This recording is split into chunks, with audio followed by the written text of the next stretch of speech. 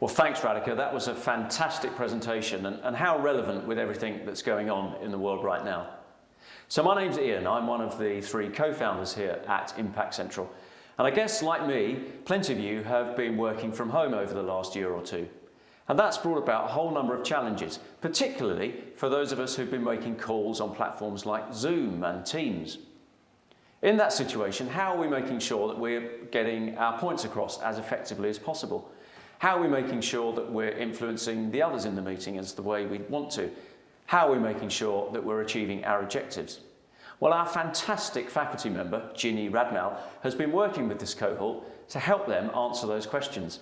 And I'm delighted to welcome Ginny to the showcase this evening to share some of her insights with us. Ginny, why don't you join us? Thank you, Ian. Over the last 18 months, I've been working with people online to help them communicate confidently. And in the next 10 minutes, I'll take you through my 4 top tips to present with confidence online. When it comes to the ultimate Zoom fatigue that we've all been experiencing, the research suggests that there are 2 key things that have been making us feel really exhausted over calls. The first is if you're in the same room as a group of people, we can hear from the way that somebody breathes that they're about to say something, or we see them fidgeting on their chair and we know that they're bored. But when it comes to a Zoom call, we don't have those non-verbal cues. Our brain is still searching for them, furiously trying to decode all the behavior we can see in front of us. And the second thing is the constant split attention. We're staring at a grid of faces, and it's really hard work trying to follow and see when somebody's about to speak, when somebody is getting tired of the conversation. So the first thing to be aware of is what you're doing to either pull your audience towards you or push them away from you. When we're speaking, we all have habits. We're human beings. And the other thing to note is that because we are human beings, we often have this rush of adrenaline or cortisol. This is known as an amygdala hijack. That part of your brain which processes fear and fret gets really overwhelmed when you stand up to speak. Even if you're a seasoned speaker, you'll sometimes experience that moment.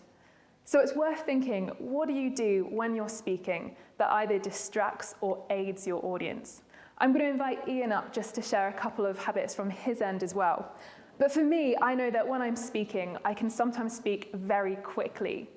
The amount of words to say in a minute so your audience keep up with you, it should be around 140 words per minute. So you're welcome to keep count for me. Ian, how about for yourself? What challenges do you find when you're speaking? Yeah, I guess when you're in quite a large meeting online and people are kind of coming in and out of the screen and on screen and so forth, I think it's just checking in to see that your point's being understood by everybody, to making sure that as far as you can there's eye contact or whatever, and just making sure everybody's included in the meeting.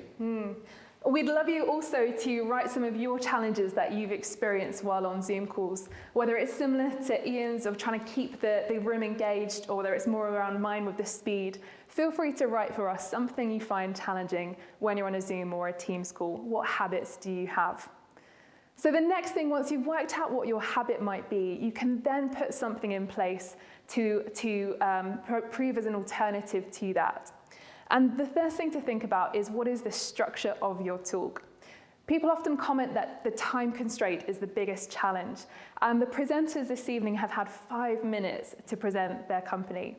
Well, the good news for them is back in 1953, James Watson and Francis Crick presented the double helix structure, which is widely considered one of the most important discoveries of the 20th century.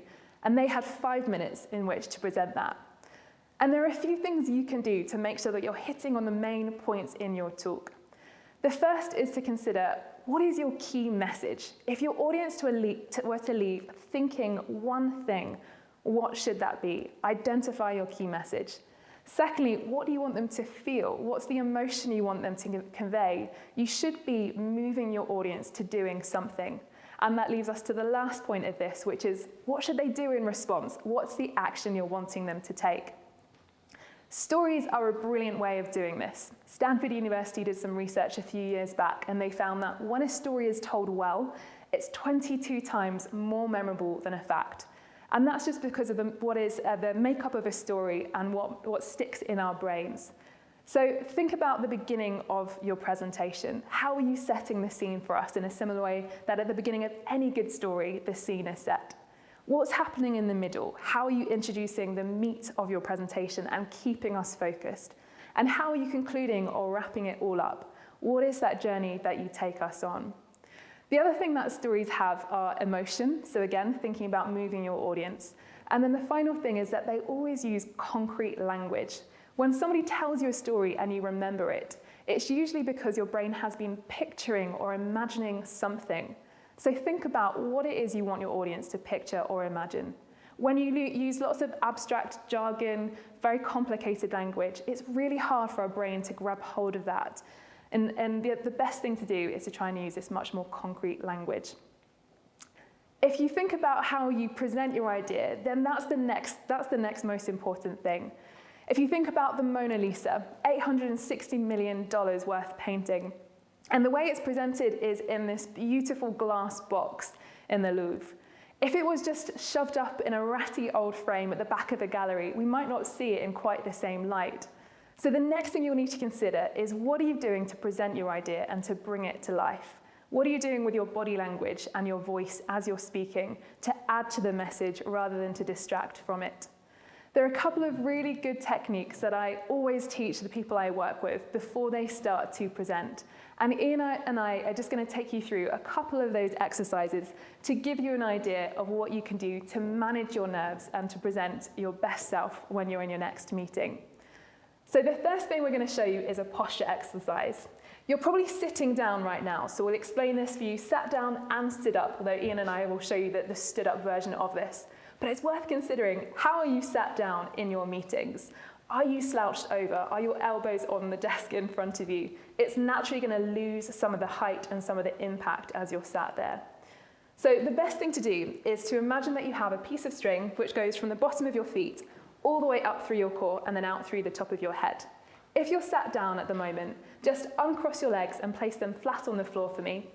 And Ian and I are going to stand with our feet shoulder width apart and our toes facing forwards, a little bit like we're on skis. And then imagine you've got this piece of string coming out through the top of your head. We're going to go onto our tiptoes. We're going to imagine pulling that piece of string from the top of your head, and you can do the same thing at home. And then bringing your arm down to your side before slowly lowering back down onto your heels. And what you should experience is this stretching out, this elongating of your spine. This is how we are built to stand, but we often adapt those more slouching habits. So see if you can stay sat up or stood up nice and tall as we take you through the next two exercises. When you start to speak, or when you're in that 30 seconds just before, you might realize that your heart starts to beat quite quickly. That's just because you have a huge amount of adrenaline rushing through you. And you'll also realize that your breathing can become quite shallow. It feels like you're breathing from your chest rather than from your diaphragm. So to try and take those much more controlled breaths, try and place your hand onto your stomach. You can do this at home. So it should be just above your belly button, but below your rib cage, nestled in there. That's perfect. Right. And see if you can breathe out through your mouth like you're blowing out a candle. So you can just take a gentle breath out and try and get all of the air out of your lungs. So you're squeezing from where your hand is on your stomach. Then when you get to the end of that breath, you're just going to take a little breath in through your nose.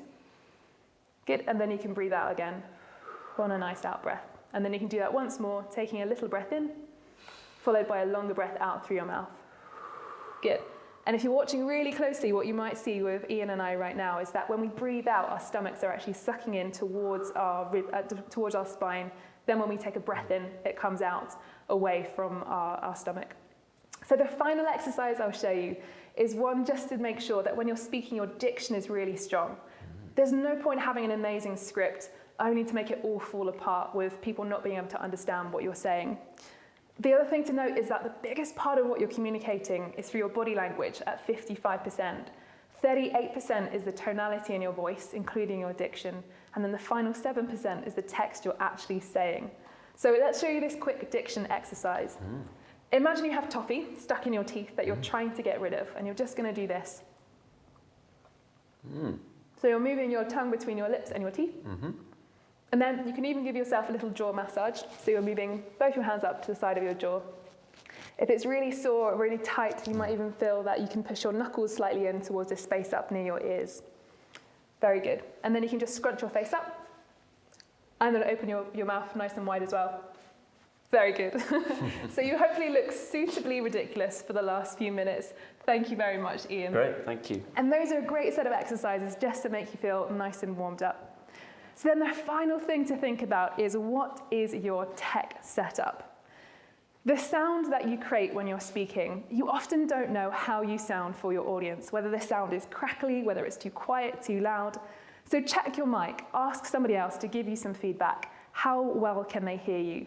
And if you're coming out as really quiet, you might need to go into the settings in your computer, adjust the input level in the sound just to make sure that you are giving that microphone enough volume to amplify the sound, making sure it's not too high so that you're picking up too much white noise.